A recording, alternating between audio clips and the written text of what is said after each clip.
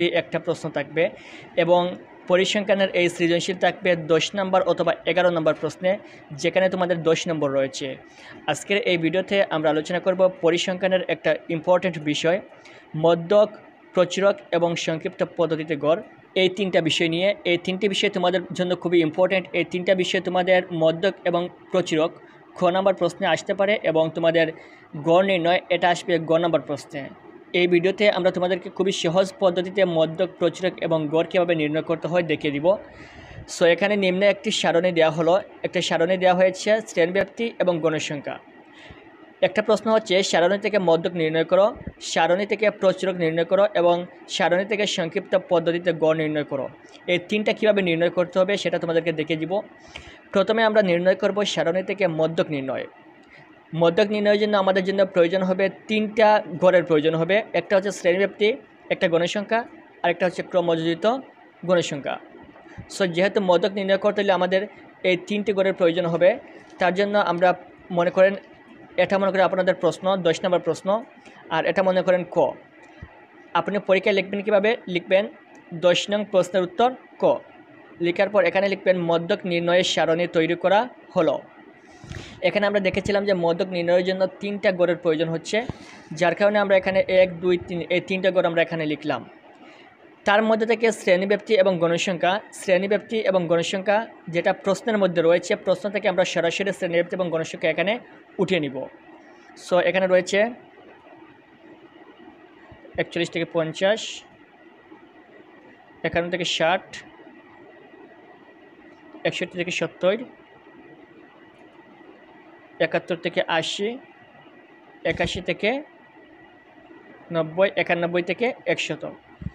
এবং আমরা গণসংখ্যাও সেম প্রশ্ন থেকে এখানে তুলে নিব। 4, 10, 18, 23,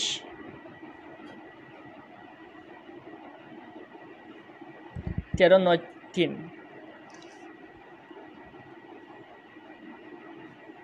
আমরা গণসংখ্যা সেগুলো এখানে নিয়ে নিলাম এবং এখানে গণসংখ্যার এখানে লিখব n = 2। গণসংখ্যার মান আমরা জানি সবসময় n হয়ে থাকে, যার কারণে এখানে গণসংখ্যার গড়ে আমরা এখানে লিখব n = 2 এবং গণসংখ্যার সবগুলো আমরা এখানে যোগ করব। এই সবগুলো যদি আমরা যোগ করি তাহলে কত হবে, এখানে হবে 80 হবে। এখন আমরা এখানে ক্রমযোজিত গণসংখ্যা লিখব। ক্রমযোজিত গণসংখ্যা লেখার জন্য আমাদের কি করতে হবে, তার জন্য আমরা প্রথম করে যা আছে তা এখানে লিখব। প্রথমে রয়েছে 4, এখানে আমরা লিখব 4। এই 4 এবং এই 10 এইটার সাথে এটা যোগ হবে, 10 এবং 4 হচ্ছে 14 এবং এই 14 এবং 18 যোগ করতে হবে। 14 এবং 18 হচ্ছে 32। 32 এবং 23 কত হয়, 55। 55 এবং 13 কত হয়, 5 আর 3 হচ্ছে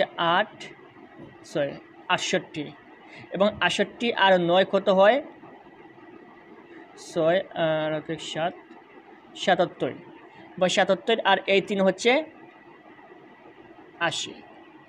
এ হচ্ছে আমাদের তিনটি গড় তৈরি করা, শ্রেণীব্যাপ্তি, গণসংখ্যা এবং ক্রমযোজিত গণসংখ্যা। শ্রেণীব্যাপ্তি এবং গণসংখ্যা আমরা পেলাম প্রশ্ন থেকে এবং ক্রমযোজিত গণসংখ্যা আমরা এই গড় থেকে তৈরি করলাম। যেহেতু আমাদেরকে এখানে মধ্যক নির্ণয় করতে হবে, যার কারণে মধ্যকের সূত্র আমরা এখানে লিখব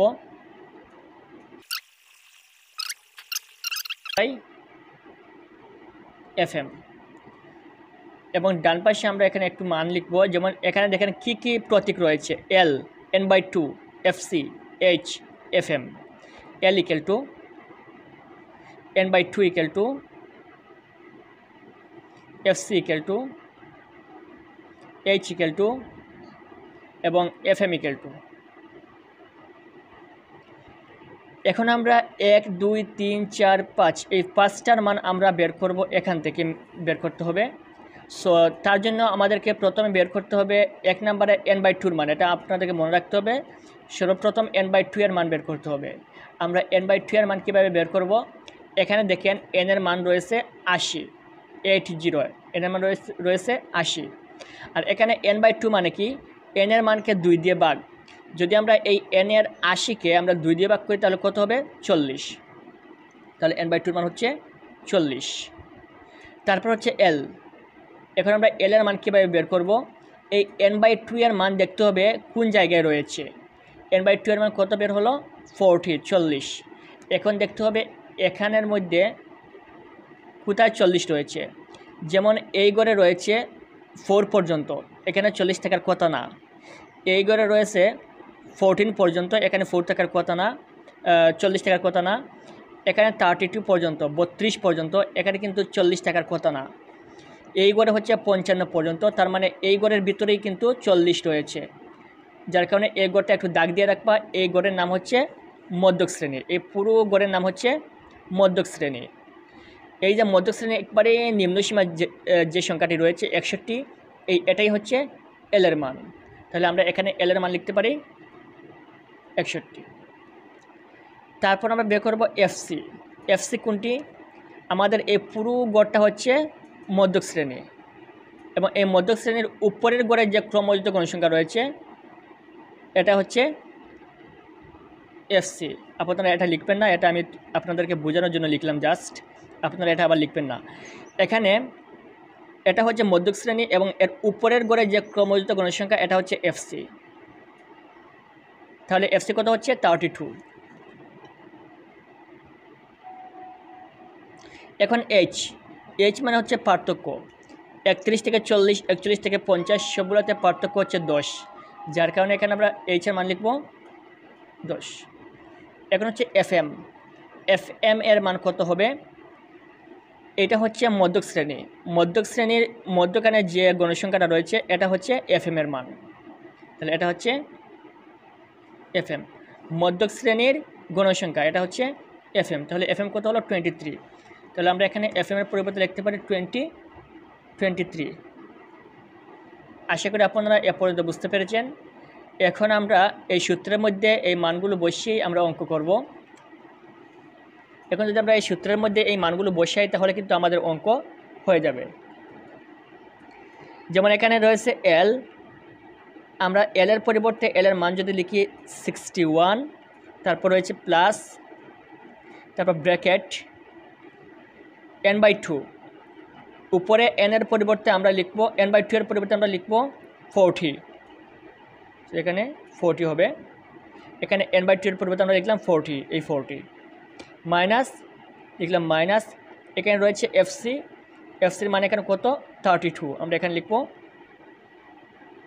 32, ব্র্যাকেট আছে ব্র্যাকেট, ইন্টু আছে ইন্টু, উপরে রয়েছে এইচের মান, এইচের মান হচ্ছে 10 এবং নিচে আছে এফএম এর মান, এখানে এফএম এর মান হচ্ছে 23। এখন 61 প্লাস, এটা চেঞ্জ হবে না, এটা শেষ পর্যন্ত একই থাকবে। 40 মাইনাস 32, 40 থেকে 32 যদি আমরা মাইনাস করি তাহলে আমাদের এখানে বাকি থাকবে 8। এখানে হচ্ছে ইন্টু, উপরে রয়েছে 10 আর নিচে হচ্ছে 23। এখন আমরা 61 প্লাস লিখব, 10 এবং 8 আমরা গুণ করব, 8 10 80, নিচে হচ্ছে 23।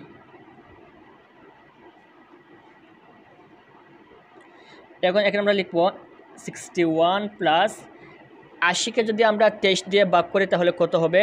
আমরা যদি 80কে 23 দিয়ে ভাগ করি তাহলে এখানে হবে 3.47। এখন যদি 61 যোগ 3.47 আমরা যোগ করি তাহলে হবে 64.47। এটাই হচ্ছে আমাদের আনসার, মধ্যকের আনসার। আশা করি আপনারা মধ্যক এ পর্যন্ত বুঝতে পেরেছেন। আমরা পরবর্তী ভিডিওতে আমরা আলোচনা করব তোমাদের প্রচুরক এবং গড় নিয়ে।